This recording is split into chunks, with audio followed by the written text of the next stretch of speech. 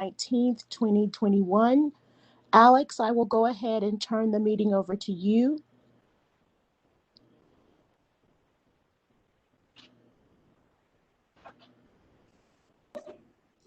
All right, I'm here. Can you guys hear me? Yes. Okay. So the most important thing, because there is no video for this meeting, is going to be that everybody identifies themselves prior to speaking, and that you all take the roll call votes. Yes. Thank you so much, Alex. Absolutely. And so before meeting, just for a roll call for the board members that are on the meeting, could you state your name, please? Your full name? Brenda Bud. Angela Crane Jones. And I, Priscilla Norman. So we shall get started. I will read from the top. If you would like to join the meeting by phone, please call 415-655-002. When prompted for the meeting, the access code is 146-251-8385. And follow that by the pound sign, please, to indicate that you are an attendee. If the link does not work that is listed above for our meeting, please go to the NashvilleWebEx.com and enter 146-251-8385. And in the join meeting box, hit enter. Fill in the information on the right-hand side, enter the event password, which is Metro, and then click join now. If you would like to make a public comment, please use the comment line during the event. And that number is 629-255-1963. We will move forward with the announcements. As information for our audience, if you are not satisfied with the decision by the Nashville Farmers Market Board today, you may appeal the decision by petitioning for a writ of cert with the Davidson County Chancery or Circuit Court.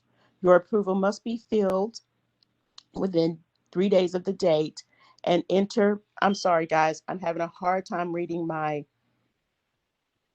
let me try it another way. One moment. I do apologize let me try this.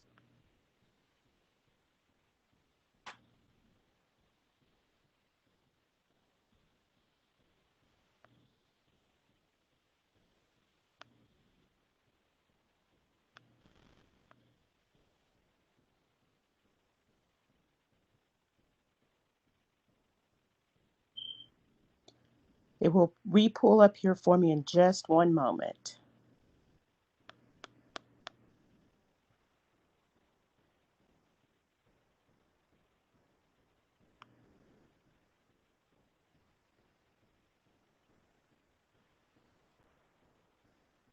Okay, this is a little bit better.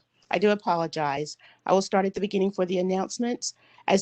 For announcements, as information for the audience, if you are not satisfied with the decision made by the Nashville Farmers Market Board today, you may appeal the decision by petitioning for a writ of cert with the Davidson County Chancery or Circuit Court. Your appeal must be filed within 60 days of the date of the entry of the board's decision. To ensure that your appeal is filled within a timely manner and that all procedural requirements have been met, please be advised that you should contact your own independent legal counsel. For public comment, individual requesting to address the board will be limited to 3 minutes unless granted for more time by the board chair. Each person authorized to speak is expected to state his or her name, the address, and the organization presented, if any. If the speaker reads from prepared text, please provide a copy to the board staff. Do we have any public comments at this time?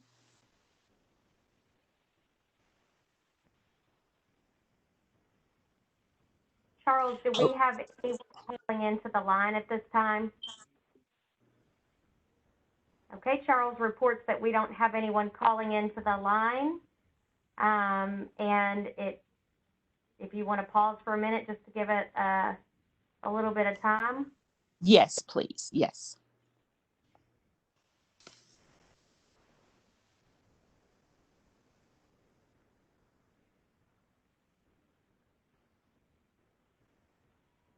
Okay, Priscilla, we do not have any calls to the public comment line. If we do receive them during the meeting, we'll let you know after we've concluded the agenda. All right. Thank you, Tasha. So we will move forward with the approval of the December 15th, 2020 regular meeting minutes. May I get a motion for approval?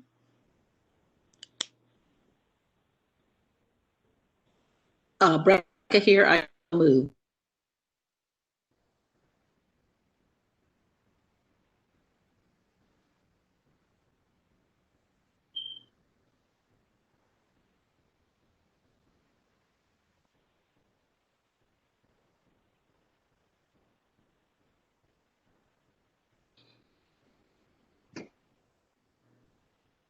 Did the motion come through? Did you hear that? Yes, I did hear that. That's great. I will second that motion. And all in favor for the board meeting minutes for December the 15th.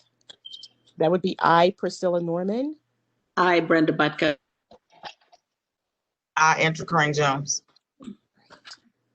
Okay, we will move forward with the financial overview and payment plans and fees for Tasha.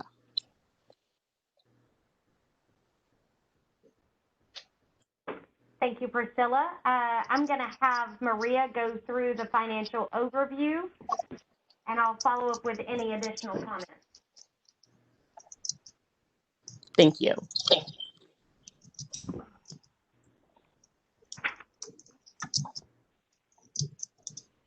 All right, so I'm going to do a quick summary of the December financials for the Nashville Farmers Market. So first, to start off with revenue, we collected $82,092 in December in rent collection, and then we also received the grant funds in December of $263,500. So our December revenue shows as $345,592. That brings us to $894,679 for FY21, and we are obviously 6 months into the year, so that's a good indicator of kind of where we're headed for revenue for the year. We continue to have a small amount of past due rent despite the grant funds being allocated to the grant recipients. There's currently 3 merchants past due that I'll touch back on at the end of this report. As you can see, we're continuing to monitor some key object accounts where we've been over or under budget the last few years. As you can see, I did leave a note for security being significantly over budget since we had 2 months of security expenses hit our December object account. So I will be entering in a journal entry to correct that expense. As far as some of our emergency response expenses, we did have around $25,000 in COVID-19 expenses in December, and a small amount just as we continue to wrap up that tornado project. As far as our fund balances in December, we had some small expenses hit that capital project account and we have a remaining balance of $143,000. We have not had any activity in our HVAC or special fund for this month. If you do look at our special fund, that last fund, 40460, we have $701,000 in that account, and we expect to use the majority of that account in FY21 and we are projecting to have about 70,000 remaining for FY22. I did want to discuss the COVID-19 grant, the Metro CARES grant, quickly. As you can see in our revenue, we had $193,000 be awarded to our market house tenants and $70,500 awarded to our outdoor farm shed tenants. The application took place in December. In a short period, we had multiple follow-ups with any applicant that we had interest from to complete their application. And then the award letters, or the grants were reviewed by Tasha and I, as well as the Pathways Lending team, and then grant awardees were notified, I think, right after Christmas. So many of them thought that that was the best Christmas gift they could have ever received. But all grant awardees the grant was applied to their account, and any past due balance that remained was communicated to those merchants. And then if those merchants were not able to complete rent payments in December, they've also been notified of the next steps that we determined in the previous board meeting. Does anyone have any questions about any of the December financials? Not at this time. All right, then I'm going to pass it back over to Tasha. She may touch on the grant again.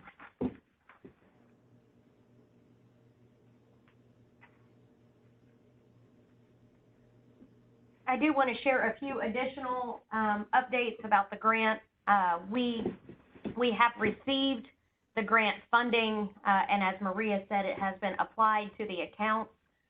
We were approved for up to $500,000 of rent relief grant funding, and the unused balance of that fund was returned back to the Metro COVID CARES account for further review and use by Metro for other needs. And that was the same requirement for any entity or organization that received funding and didn't fully utilize their fund balance that they were approved for. So that has been completed. As Maria mentioned, we do have a few merchants that have a remaining past due balance, and we have communicated the terms that were approved by the board last month to those merchants. There are a total of 3 of those individual cases. The board was copied on those communications, and we have received communication back from all 3 parties with their plans to either pay their past due balance by the end of this month or to proceed with the terms outlined in that communication, including the requirement to have a third-party financial analysis done by the end of this month, and then to complete a payment plan that will allow their account to pay off their past due balance and remain current as of March 31st of 2020. And any of those accounts or future accounts that fall into this category, should they not be able to meet the terms that the board approved last month and that have been communicated and agreed to by them, unfortunately, they will fall into default per the terms that were approved last month. And so should that be the case, it will not come as a surprise to you as a board, to us as a staff, or to the merchants as a business. And we'll continue to monitor their progress and keep you updated and make sure that each month they receive follow-up from us, as well as an account balance statement indicating their past due payoff plan. Again, we'll keep you posted on that. And Angela, I appreciate all of your feedback, as well as the support that we're receiving from the Nashville Business Incubation Center to be able to help these tenants do the financial assessment. And there's no additional information to provide for the financial overview this month. All right, great. And no fee waivers, correct? No, ma'am. That is great. And thank you to Angela and Maria for your hard work with getting us the snapshot for half of the year. I really appreciated that. And thank you for the update, Tasha. We will continue to move forward. Brenda Budke, I just want to really thank Angela and Tasha and their hard work on this, and Maria. I appreciate it. It's not easy. Yes. Thank Wait, you. this is Angela. You're more than welcome, and it's so easy to work with Tasha. Great. Great. So we will move forward, and the CARES Act grants update. Tasha, did you want to tack on anything else with that? Or that was Yes, part of I'll just give a quick snapshot there. Our food voucher program has concluded, and we distributed, I believe Heather gave this report previously, but we distributed over 80,000 food vouchers, or redeemed over 80,000 food vouchers that were distributed by Second Harvest and other organizations. That funding has also been received and deposited, and the balance of that fund, we had up to $100,000. That will be credited back to the Metro CARES Act fund as well. It was a very successful, quick program. Heather led that program from start to finish, did a phenomenal job. And as she's expressed to you all before, it not only helped people that had been impacted by COVID, either by job loss or hour loss, wage loss, but it also helped our farmers and artisans who've also been impacted by COVID with economic conditions. And so it was a great partnership, and there remains to be interest by other organizations in the Middle Tennessee area that are interested in funding that as not just a CARES Act program, but maybe an additional program that the market can offer on an ongoing basis to people that are struggling with food security. So we'll keep you abreast of those developments, and we'll continue to provide our matching program. We continue to trend upward in the matching program, and thankfully, our friends of the Nashville Farmers Market doubled their funding for that program this year, and are in a position to provide additional funding should we need it this spring. So we'll again keep you posted. The only other thing to update you on as related to the CARES Act grant, and this kind of bleeds into the next topic, is we are finishing up the final review process with the Tennessee Department of Agriculture for the business disruption and the supply chain request for funding proposals. This has been quite a long process to go through, but we have completed all of our approved supply chain purchases were completed by the end of December, and we're actually pouring the floor of the new production space provided by the supply chain grant this week. The business disruption portion of that grant is in a final review phase. Maria has done a great job of going back and forth with TDA to provide all the documentation they need to demonstrate the disruption and loss of revenue for the spring period during our closure. And as that grant wraps up, we'll be able to report back next month, hopefully, with a final total of what we're able to be reimbursed for in both of those categories. And I appreciate Dustin and his team over in finance. You know, they've done a tremendous job of helping Maria navigate some new processes, things that we haven't had to go through before, because this is the largest grant our team over the past 7 years has acquired, and it's been a good experience, a good learning experience for us to go through setting up the budget and all the business units for this particular grant. So thank you, Dustin and Kenneth and the rest of your team. Thank you, Tasha, for the update. We will move forward with the capital projects report. So we're a bit separated by rooms today, so I'm going to kind of speak on behalf of Charles and myself. As I mentioned earlier, we are moving forward with that supply chain grant.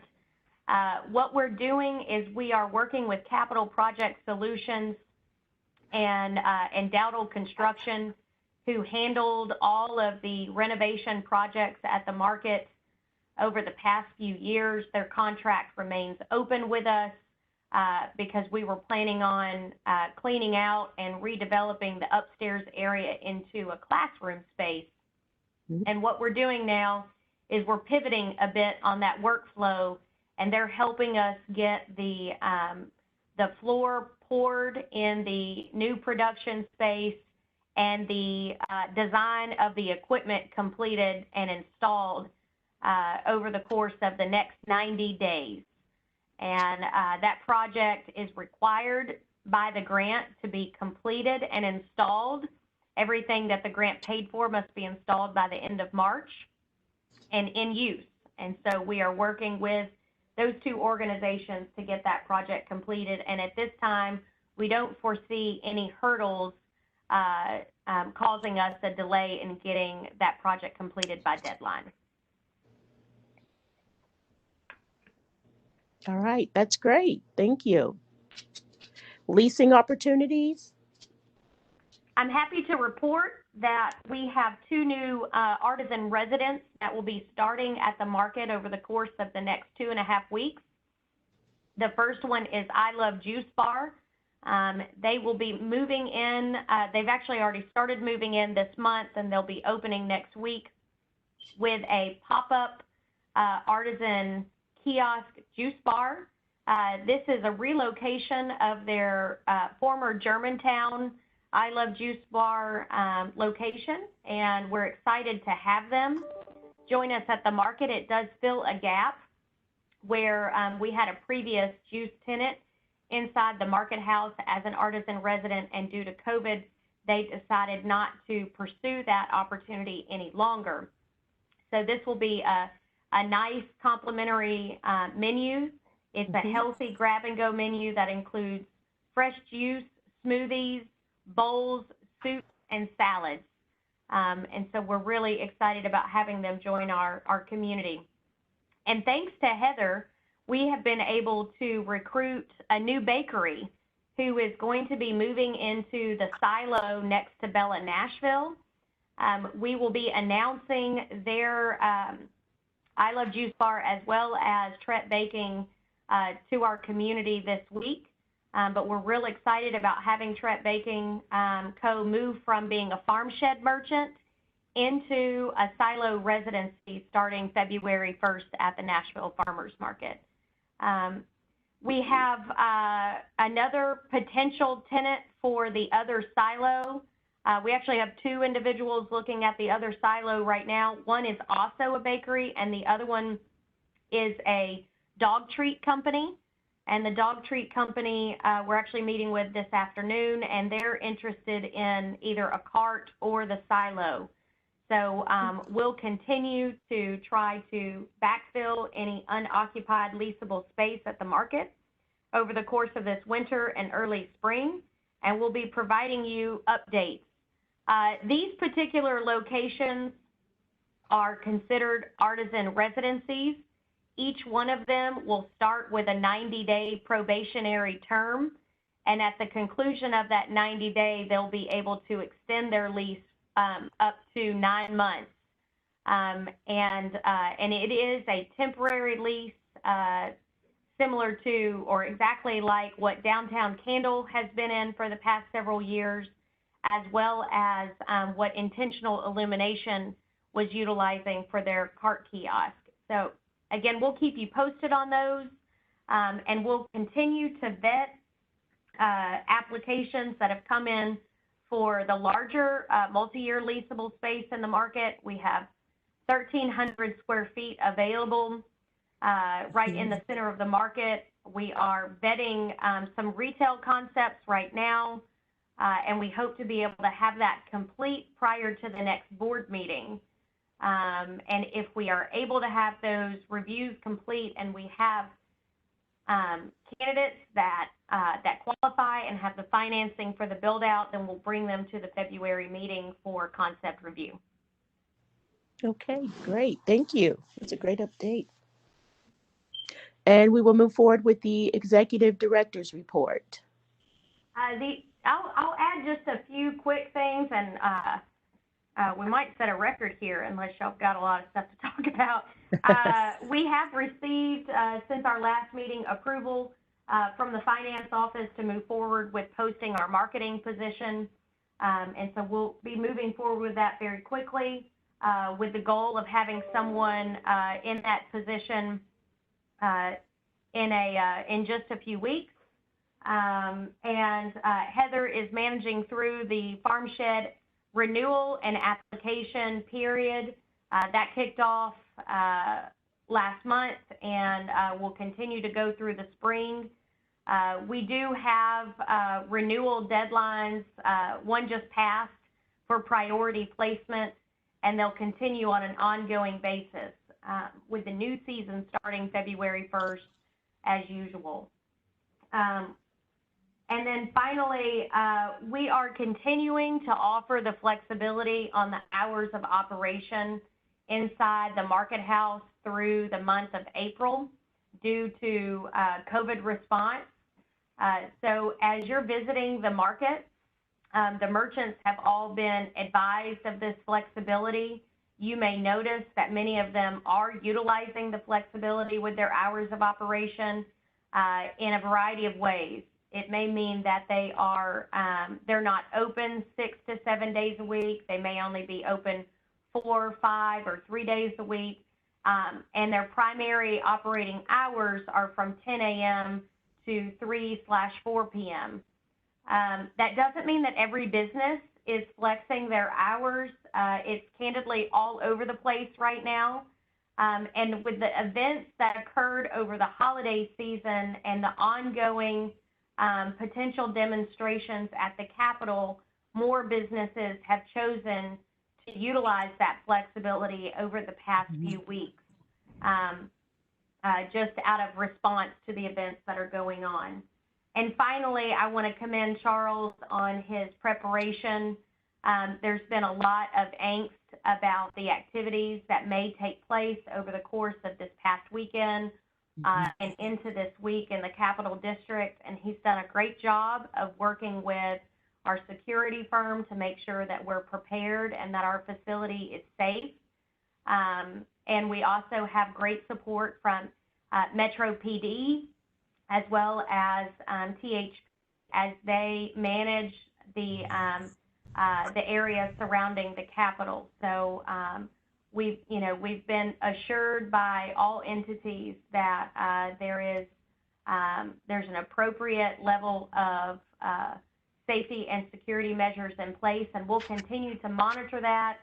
Should we need to make a decision to temporarily close the market for any events that occur, we'll make that quickly, and you'll be notified by text and by email so that you're not finding out on the news. So we'll keep you posted. We're not anticipating that to be the case, rest assured, but we have to plan, and sometimes we have to plan for the worst. And if my team doesn't have anything else to add, that would conclude our report for today. Thank you, Tasha, and thank you, Charles, for all of your assistance with the safety, and we're hoping all goes well. Everything will be okay. Thank you so much. And as far as with the flexible hours, Tasha, with the merchants, are they communicating that with the customers that come in?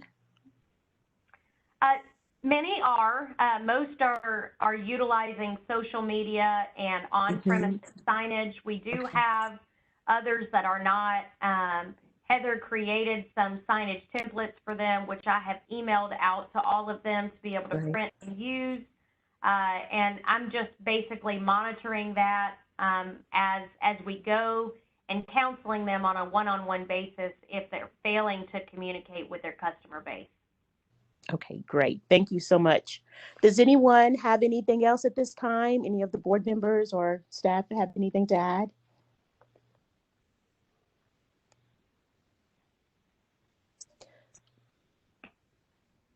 Brenda Butka here. I have nothing to add.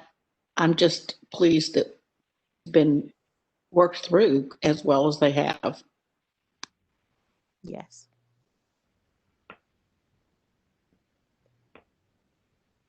Okay, well, with nothing else, the meeting is adjourned. Thank you. Thank you. Thank you, everyone. Be safe. Thank you.